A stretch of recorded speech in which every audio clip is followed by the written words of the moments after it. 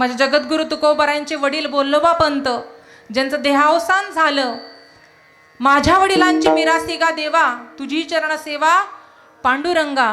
पांडुरंग परमात्म्याचे निस्सीम कट्टर वारकरी. त्या ठिकाणी ज्यावेळेस ही गोष्ट तुकोबारायांना कीर्तनामध्ये समजली, लोहगावला कीर्तन सुरू होतं, तुकोबाराय देहूला आल्यानंतर अंतिम संस्कार झाला महाराज.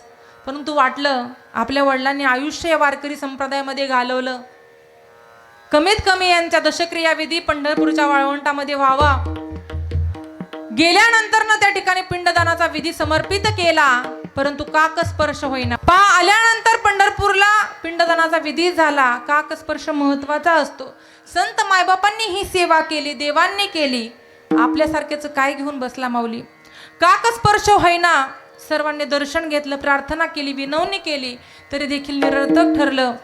पांडुरंग परमात्मा एका वारकऱ्याच्या स्वरूपामध्ये आले आणि तुकोबारायांच्या कानामध्ये दोन हिताच्या गोष्टी सांगितल्या. महाराज तुकोबाराय त्या ठिकाणी गेले, पिंडाला 3 वेळा नमस्कार केला आणि एवढंच म्हटले, पंढरीची वारी आहे माझे घरी, आणि कन करी तीर्थव्रत व्रत एकादशी, करीन उपवासी गायीन हरनिशी, नाम विठोबाचे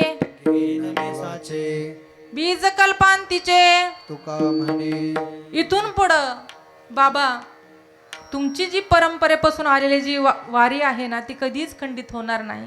मी अजून काय करीन, एकादशी सारखं व्रत करीन. त्या ठिकाणी पंढरपूरला आल्यानंतर पांडुरंग परमात्म्याची सेवा करेन आणि अजून तुका म्हणे वाचे. पांडुरंग परमात्म्याचं काय करेन, अखंडितपणे भजन करेन. असं म्हणता क्षणी काकस्पर्श झाला. सांगायचं तात्पर्य माझा एवढाच आहे माऊली, गेलेल्या व्यक्तीची जी काही अपूर्ण इच्छा आहे, ती इच्छा आपण पूर्णत्वाकडे नेल्याशिवाय त्यांचा जीव या मृत्यूलोकातून मुक्त होत नाही, त्याला समाधान प्राप्त होत नाही. म्हणून जी काही परंपरा आलेली असेल आपल्या पूर्वजांची, ती त्याच्यामध्ये खंड न पाडता आपण अविरतपणे त्या ठिकाणी चालू ठेवली पाहिजे.